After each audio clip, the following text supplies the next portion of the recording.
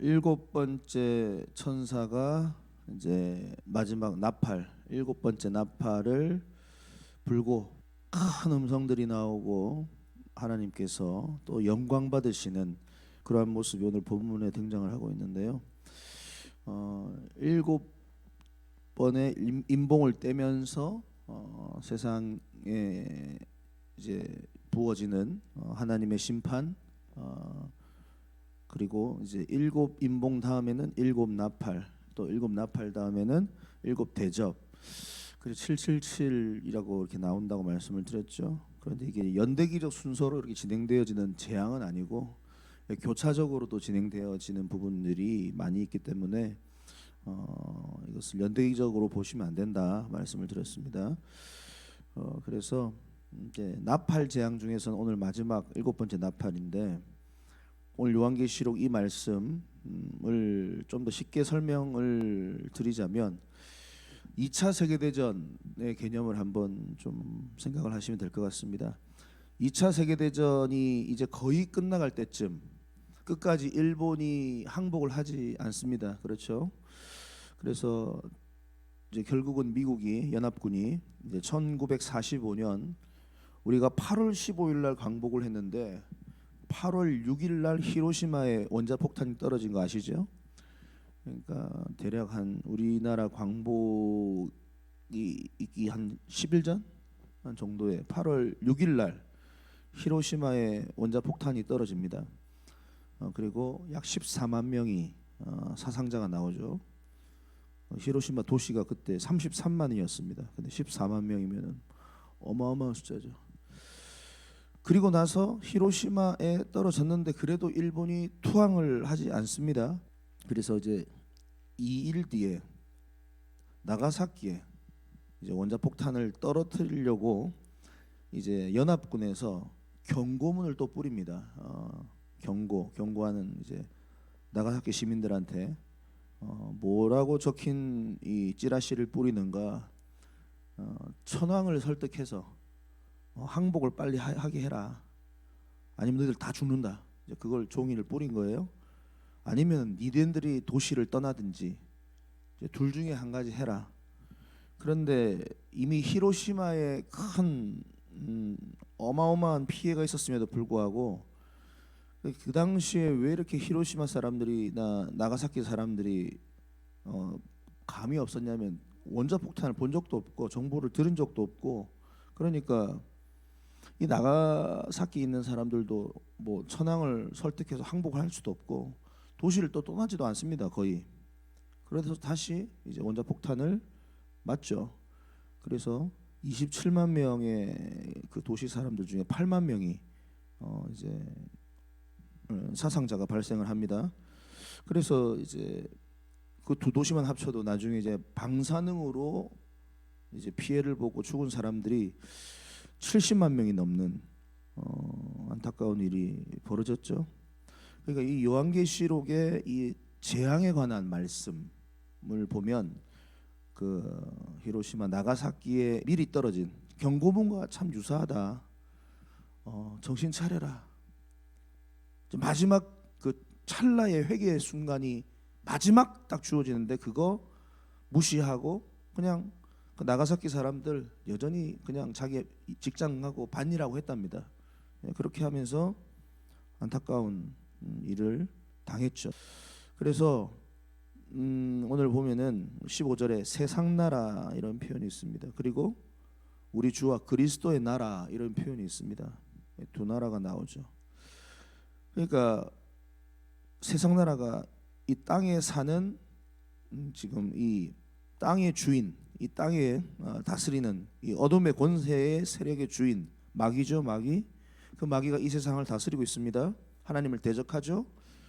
뭐 비유를 하자면 천황과 비슷하다고 볼 수 있겠죠. 일본 천황, 마귀. 결국은 그러나 결국은 우리 하나님의 어린 양이 두루마리에 기록된 그 계획에 따라서 심판을 하나님께서 땅에 쏟으실 것이고, 이 마지막 때에도 원자폭탄과는 비교할 수 없는 엄청난 파괴가 이 땅 가운데 있을 것이다.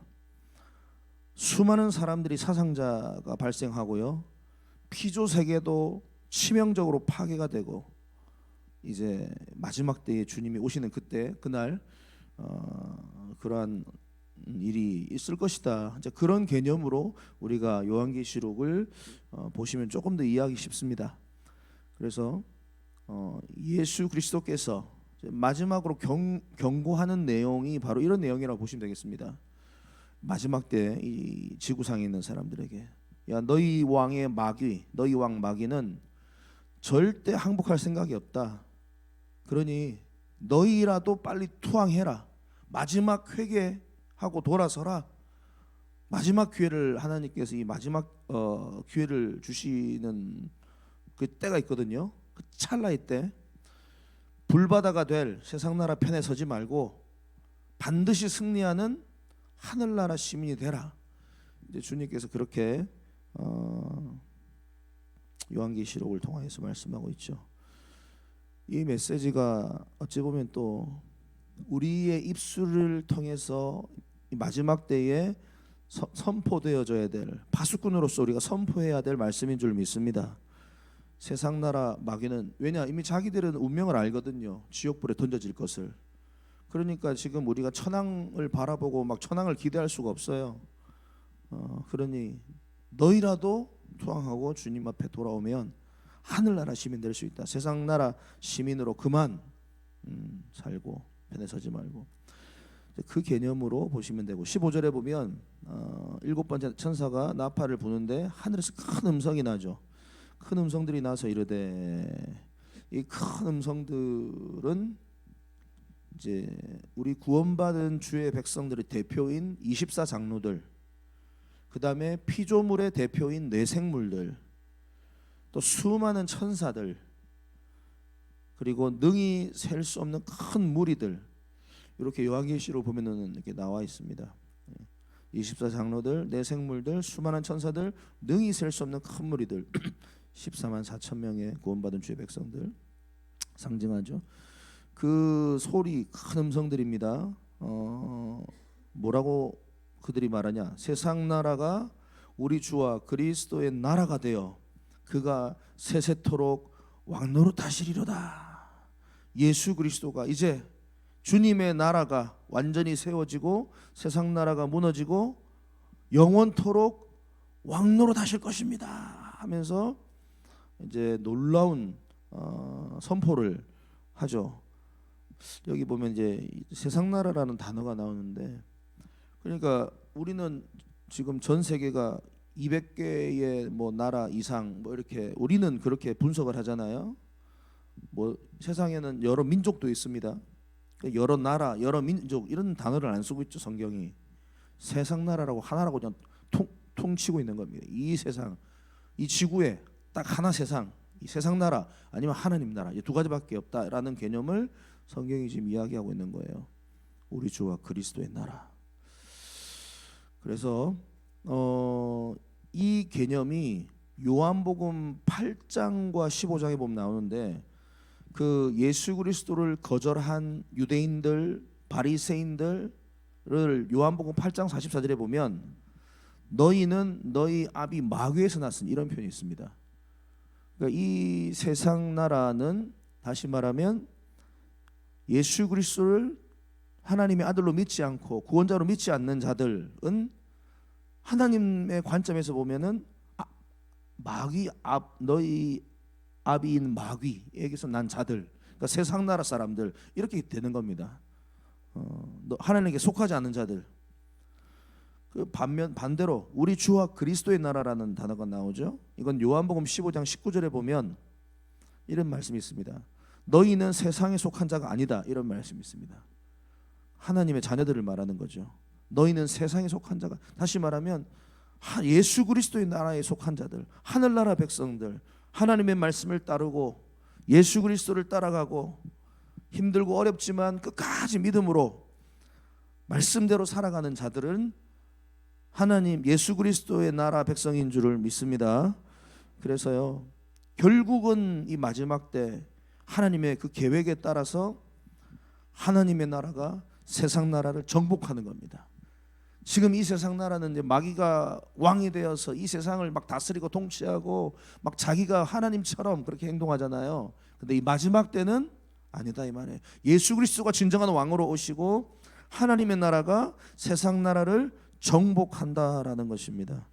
그게 바로 오늘 15절의 말씀. 그가 세세토록 왕노릇 하실 것이다. 그리고 16절에 보니까 하나님 앞에 보좌에 앉아있던 24장로가 엎드려 구원받은 성도들의 대표죠.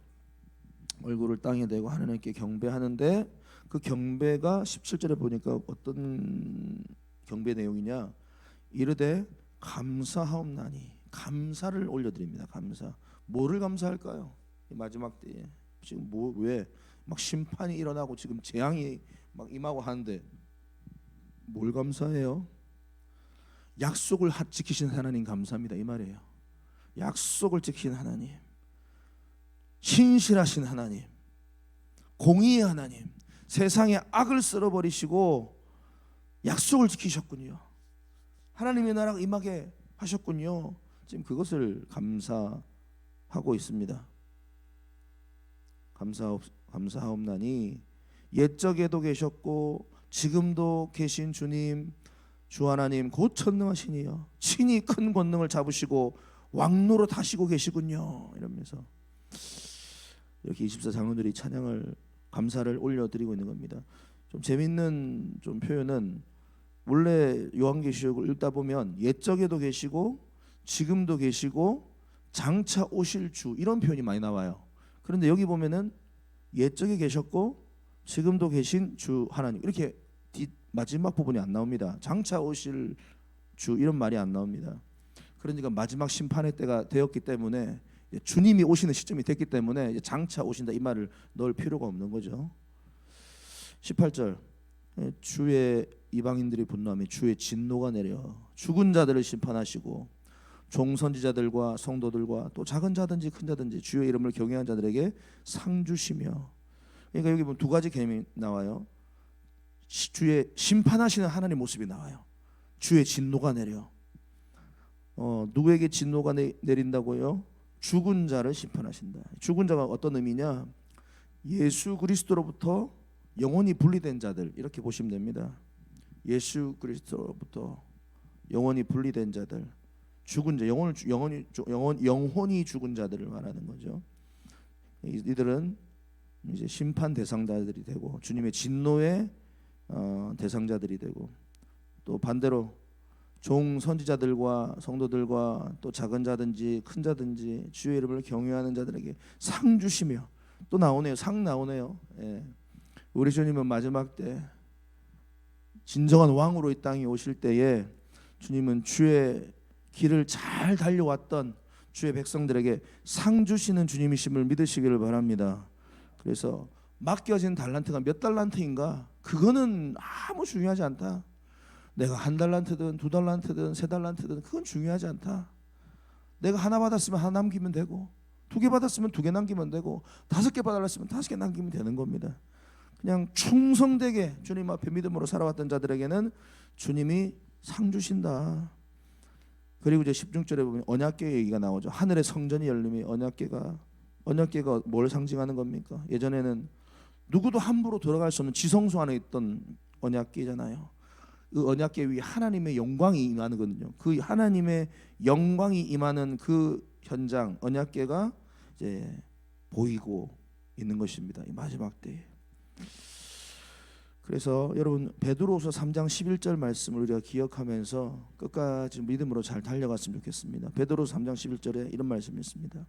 거룩한 행실과 경건함으로 하나님의 날이 임하기를 바라보고 간절히 사모하라, 이런 말씀이 있습니다. 거룩한 행실과 경건함으로 하나님의 날이 임하기를 바라보고 간절히 사모하라. 여러분 우리 모두에게 거룩한 행실과 경건함이 늘 무장되어져 있기를 바랍니다. 그리고 주님의 날이 임하기를 사모하며 그렇게 오늘도 믿음으로 승리하며 달려가는 우리 모든 미라클교회 성도님들 되시기를 주님의 이름으로 축복합니다.